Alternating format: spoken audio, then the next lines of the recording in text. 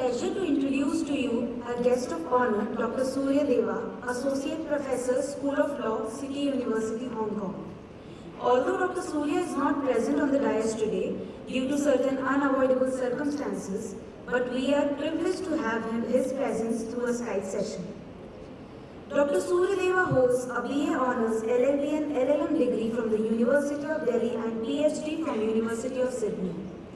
And he has taught previously at the Faculty of Law, University of Delhi and at National Law University, Bhopal. Currently, he is a member of UN Working Group on Business and Human Rights.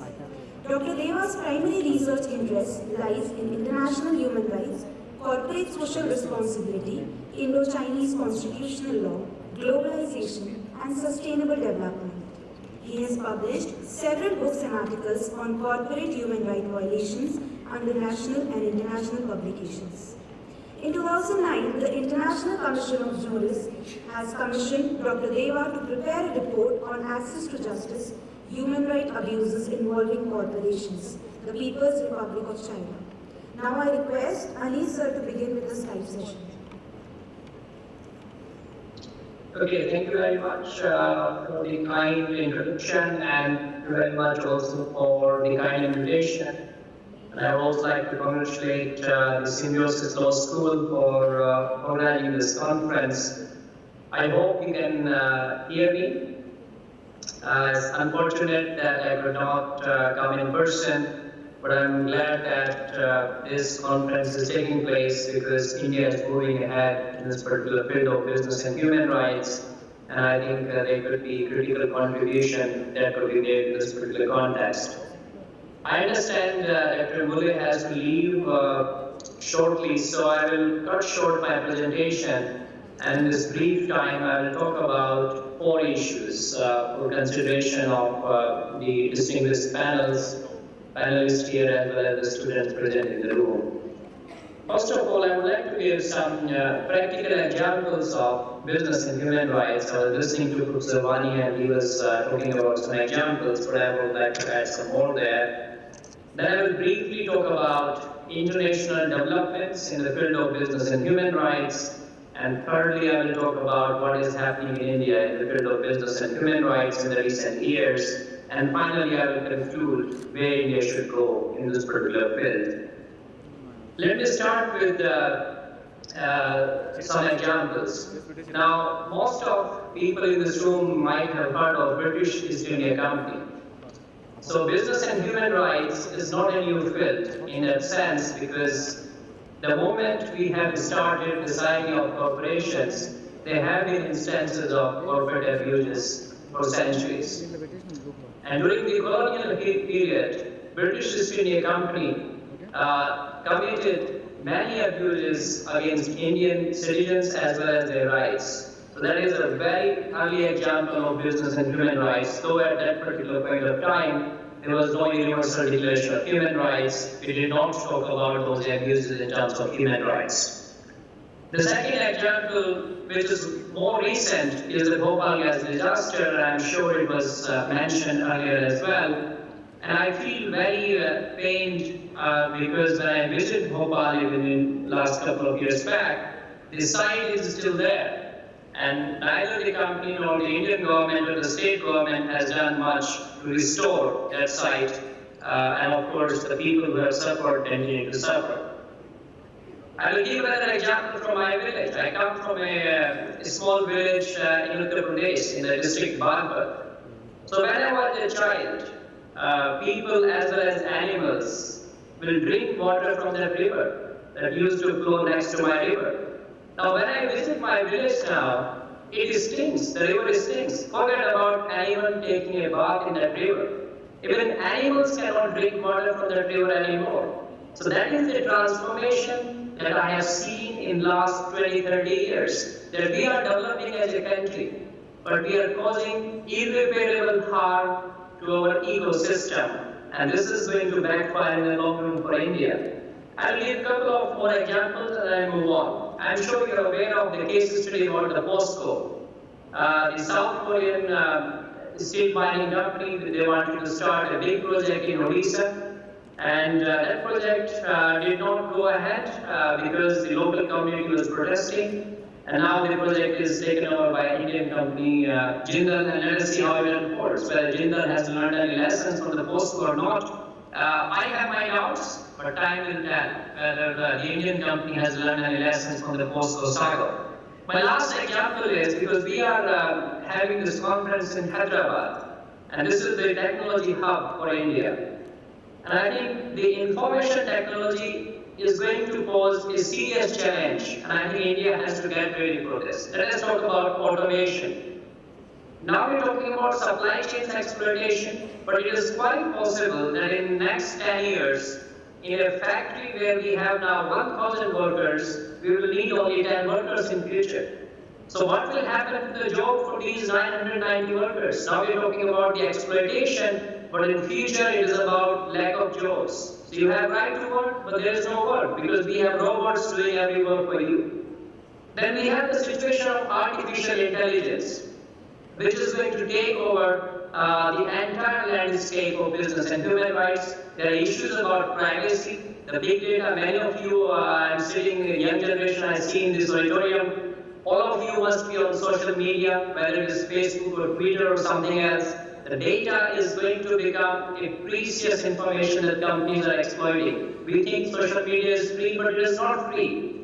They are making tremendous amount of money, creating hatred amongst the communities. So this issue about artificial intelligence, the big data, is going to be a big issue in this particular domain. So I wanted to give these examples so that you understand that when we talk about business and human rights, it is about everything that you see around you.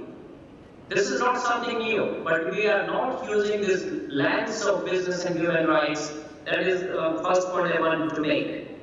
Now, in terms of international development, I think the United Nations has engaged with this issue from mid-1970s. They wanted to start and develop a code of conduct for transnational corporations. The process started in the 1970s, mid-1970s, and there was no consensus. There was a debate between developed countries and developing countries. There was no consensus, and then this project was abandoned in early 1990s. Then the second major initiative is UN Global Compact, which was launched in the year 2000. It has 10 principles dealing with human rights, labor rights, environment, and anti-corruption. Professor Vani mentioned corruption, so that issue is already captured in the Global Compact. Then the third initiative is the UN norms, which were proposed as the binding norms at the international level. And those norms, again, there was lack of consensus, could not be adopted. They were abandoned in 2005. And then I think the UN guiding principles were adopted in 2011. So the most crucial document or the standards that we have at the international level now are the UN guiding principles. And in my role as part of the UN system, my mandate is to promote the dissemination and implementation of UN guiding principles. And that is the context in which I am speaking at this conference. And I travel around the world, work with the governments, national human rights institutions, civil society and businesses to make them aware of human guiding principles and build their capacity how they can implement it. I would also very quickly mention that many countries in Europe have adopted or they're considering to adopt what we call mandatory human rights due diligence legislation. Basically, these legislation are compelling or requiring companies to do human rights due diligence. They should do impact assessment of their activities. And if companies do not do that, then there could be consequences. Consequences could be fine, there could be litigation against those companies. And in Europe, there is a tremendous amount of legislation taking place on that. But even outside Europe, countries like Thailand, for their industry dealing with the seafood industry, because seafood is a big industry in Thailand. They're trying to introduce that kind of due diligence in their supply chain of seafood. Australia, Canada, UK, they are considering to enact legislation about modern slavery. UK, Australia already have it. So that is the landscape internationally that India should be aware of in this particular context. Now let me very quickly move on to India, what we already have. I think we can talk about the trusteeship principle of Gandhi, because he articulated this idea that when companies have this idea of making profit, they should be merely trustee for the society, for all of us. They should not be merely making money. If we can look at the jurisprudence of Indian Supreme Court, which is quite remarkable, and I think we should connect it. For instance, the idea of absolute liability or strict liability principles, which the Supreme Court has developed. The principles of polluter pays, that if a company has polluted, it must pay for it. The precautionary principle in environmental pollution, right? So all these principles are very much relevant. So we have to connect these dots in the context of business and human rights. Now, Ministry of Corporate Affairs, they issued national voluntary guidelines in 2011, and they were revised more recently in 2019. And now they are called National Guidelines on Responsible Business Conduct. Now, Ministry of Corporate Affairs is now also trying to develop a national action plan for India, and I'm sure Dr. Mule is aware because he recently chaired a committee within the NHRC. I was not there, but I'm aware of everything that is happening in India or rest of the world. So I'm keeping an eye on what is happening. And of course, in India, we have this 2013 Companies Act talking about 2% CSR spending. So those things have already taken place. The zero draft of the National Action Plan was released as well by the Ministry of Corporate Affairs.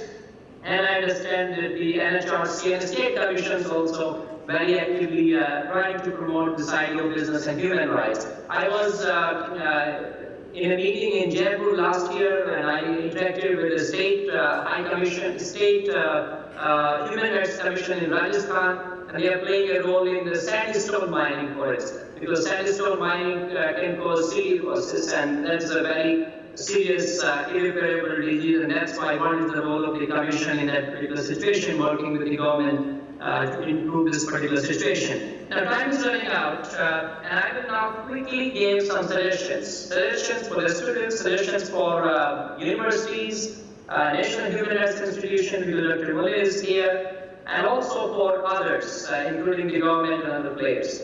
My first point is that India has to look at a new model of development. The current model of economic development is not working for everyone. It is benefiting only 5% or top 10% of the society. It is not benefiting children. It is not benefiting minorities. It is not benefiting women equally or the people who have different sexual orientation. It is not benefiting the tribal population of India. And that's why if we have to achieve inclusive and sustainable development, the whole idea of development, the model has to transform in my view. That's my first point. My second point is that India should move away from the language of CSR. CSR is not a bad concept, but the difficulty with CSR is it is about how a company spends its profit. Now, business and human rights is about how do you make profit in the first place. And that's why BHR is different from CSR. And in my conversation with the NHRC, including Justice Dattu, as well as Ministry of Corporate Affairs, I have encouraged them to move away from the language of CSR. We should be talking about business and human rights because that is the international discourse. Or we should be talking about responsible business conduct, RBC, because that is the discourse evolving as well as in Europe as well as elsewhere. And I would appreciate that the Ministry of Corporate Affairs has now taken RBC language on board. They're not talking about national guidelines on CSR. That's not there. It is a national guidelines on responsible business conduct. So I think that is a move in the right direction. And hopefully with the new national action plan, it will continue in this particular direction. I think it is very crucial for the government of India, in consultation with all the stakeholders, whether these are the state commissions or the NHRC is involved, different ministries of the central government, the key issues that India has to take into account. Informal sector is very big in India. So if this national action plan has to make any impact, you have to look at the informal sector. You have to look at the public sector undertakings. You cannot leave these government companies outside the scope because the public sector undertakings have to lead from the front. At the same time, we have to look at the outward impact. So Indian companies are now big companies also investing outside India. It is the responsibility of the Indian government to ensure that these Indian companies, whether they are operating inside India or outside India, they respect human rights. So both the inward impact, the impact inside India, and the impact of Indian businesses outside India are absolutely critical. The government should also connect business and human rights with sustainable development goals as SDGs. They should also connect business and human rights with the climate change agenda, because that is the negotiation taking place as part of conference of parties every year. And they should also connect it with the new technologies. We call it the fourth generation of technologies: artificial intelligence, automation, and biotechnologies. It is absolutely critical that business and human rights is not seen as a compartment. It is a lens. Everything that the government is doing, everything that universities are doing, everything that investors are doing, consumers are doing, or businesses are doing, it has relevance to what we are discussing in this particular context. Now let me very quickly mention National Human Rights Commission. In my view, the Commission has taken many steps over the last many decades, whether it's about child labor, whether it is intervening in issues about Vedanta and POSCO, or other issues, or Tuticorin sterilite issues. So the National Human Rights Commission has intervened in many cases. But in my view, it has to play a more vital role in raising awareness and in building capacity, in protecting civil society and human rights defenders. The role of the National Human Rights Commission should not be to support the government. You are a watchdog. And next month, there will be a big meeting taking place in Geneva, and all the NHRIs will be participating in this meeting. And if I am allowed to fly out of Hong Kong, I will be going to Geneva, and I will talk about the role of national human rights institutions all over the world, not just in India, because I am writing a report on that. So NHRC in India has a critical role to play, and they should also mobilize all the state commissions. Civil society and human rights defenders are absolutely critical. If they are opposing a particular project, they do not become anti-development merely because of that. They do not become anti-national merely because the civil society is saying that these human rights should be respected. And the role of the Commission should be to safeguard those civil society voices and pass those voices to the government. You are a bridge between the government and the civil society. Absolutely vital role. Now let me talk about the role of the universities. If people ask me, give me some names in India, who are the top scholars in India writing on business and human rights, I struggle. I'm working in this field for the last 20 years, but mostly I'm based outside, and it is really a painful sight for me. I come from India, I'm an Indian, and I'm doing whatever I can. But I would like many law schools and many business schools now to start a course on business and human rights. In July this year, I'm going to come, and I was talking to Professor Khan about it, and we want to do capacity building courses for the faculty members from all over India, different law schools and business schools. We will train them. I will also bring some experts from outside India on business and human rights. So there should be courses on business and human rights. So students, because these students will be advising companies as lawyers, or these students will become the business managers of companies. We have to impact their minds now. This is the vital time. My last point is about consumers. Business and human rights is about all of us. Now, I don't want to be overly critical, but I see plastic bottles. Can India remove plastic bottles? I think we should work. So as a consumer, it is my responsibility that I try to behave my lifestyle in a way that is sustainable.